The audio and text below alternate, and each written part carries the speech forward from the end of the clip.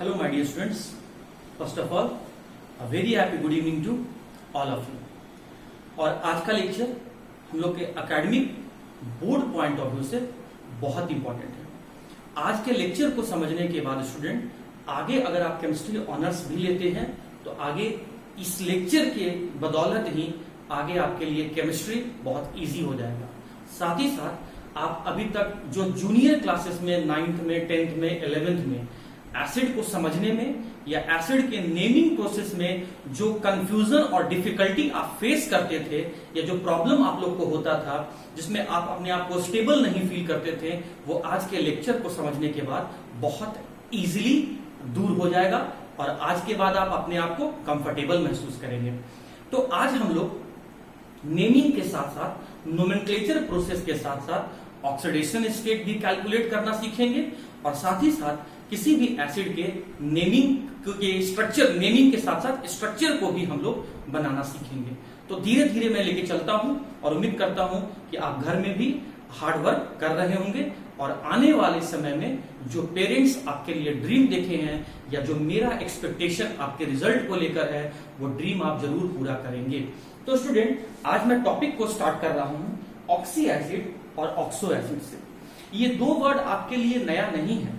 मैं previous lecture में 1-2 दिन पहले वाले लेक्चर में मैं ये टर्म बताया हूं, लेकिन फिर भी मान लेते हैं कि कुछ स्टूडेंट का छूट गया था या समझने में दिक्कत हुआ है या कम समझ में आया हो, तो आप आज के लेक्चर को फुल्ली कंसंट्रेशन से एंजॉय करें और आप फिर से ऑक्सी एसिड और ऑक्सो एसिड को समझेंगे। देखिए, जब कभी भी नॉन मेटल, मैं नॉन मेटल का सिंबल यहां पर ई लिया हूं, जब कभी भी नॉन मेटल ऑक्सीजन और हाइड्रोजन आपस में मिलकर एसिड का फॉर्मेशन करता है, जब कभी भी नॉन मेटल ऑक्सीजन और हाइड्रोजन आपस में मिलकर कंपाउंड या फिर एसिड का फॉर्मेशन करता है, तो इस तरह से बनने वाले एसिड को हम लोग ऑक्सी एसिड कहते हैं। और अगर उस ऑक्सी एसिड में नॉन मेटल सेम है तो वैसे ऑक्सी एसिड को हम लोग ऑक्सो एसिड कहते हैं।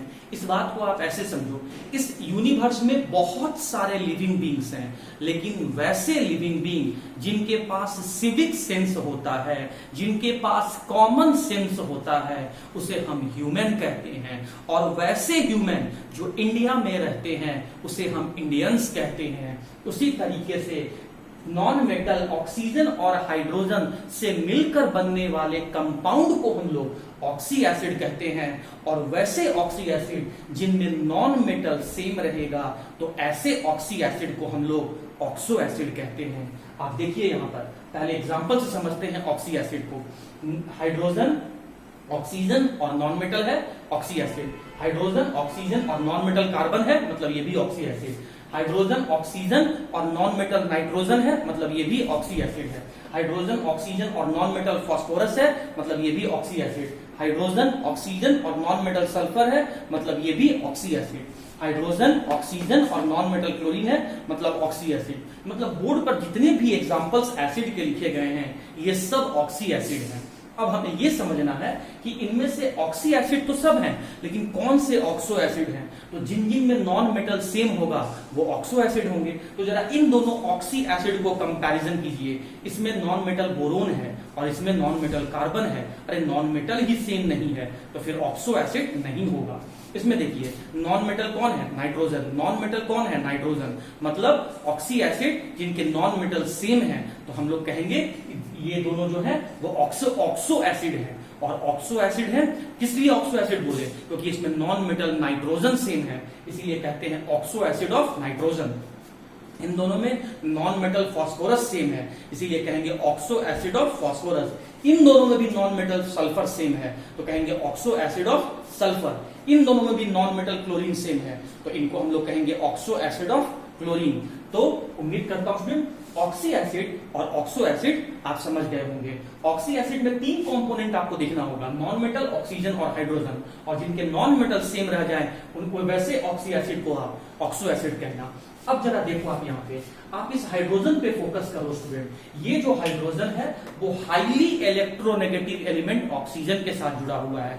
आपको ये बात पता है कि पीरियोडिक टेबल में अगर 3 टॉप हाईली या हाईली इलेक्ट्रोनेगेटिव एलिमेंट 3 एग्जांपल लें तो पहला हाईली इलेक्ट्रोनेगेटिव फ्लोरीन है, दूसरा हाईली इलेक्ट्रोनेगेटिव एलिमेंट ऑक्सीजन है और तीसरा हाईली इलेक्ट्रोनेगेटिव एलिमेंट हम लोग का नाइट्रोजन है। तो यहां जो हाइड्रोजन है वो हाईली इलेक्ट्रोनेगेटिव ऑक्सीजन के साथ जुड़ा हुआ है। इस कारण से होता क्या है कि ऑक्सीजन इस हाइड्रोजन के इलेक्ट्रॉन को पुल कर लेता है और ये कंपाउंड डिसोसिएट होकर आयंस में बदल लेता है। हाइड्रोजन के इलेक्ट्रॉन को ऑक्सीजन पुल किया, इसीलिए हाइड्रोजन इलेक्ट्रॉन को लूज किया, इसीलिए हाइड्रोजन के ऊपर पॉजिटिव चार्ज आया। ऑक्सीजन हाइड्रोजन के इलेक्ट्रॉन को पुल करके गेन कर लिया, इसीलिए ऑक्सीजन के ऊपर नेगेटिव चार्ज आया। सिंस ये ऑक्सी एसिड, सिंस ये कंपाउंड डिसोसिएट होकर H+ दे रहा है, हाइड्रोनियम आयन दे रहा है, इसीलिए हम लोग ऑक्सी के साथ इसके नाम के पीछे एसिड लगाते हैं और इस हाइड्रोजन को हम लोग एसिडिक हाइड्रोजन कहते हैं। और आज के बाद आप जब कभी भी पूरे ऑर्गेनिक केमिस्ट्री में या पूरे केमिस्ट्री में कहीं भी ये वर्ड एसिडिक हाइड्रोजन आएगा तो आप समझ जाएंगे कि ये जो हाइड्रोजन होगा वो हाईली इलेक्ट्रोनेगेटिव एलिमेंट फ्लोरीन या फिर ऑक्सीजन या फिर नाइट्रोजन से जुड़ा हुआ होगा। और ये बात आप यहाँ पर इसके डिसोसिएशन प्रोसेस से भी देख रहे हैं। तो कहने का मतलब हर ऑक्सी एसिड या हर ऑक्सो एसिड में एसिडिक हाइड्रोजन होने के कारण से नाम के पीछे में आपका एसिड जरूर यूज होगा। तो ऑक्सी एसिड और ऑक्सो एसिड को समझने के बाद आइए अब हम लोग नोमेनक्लेचर को स्टार्ट करते हैं।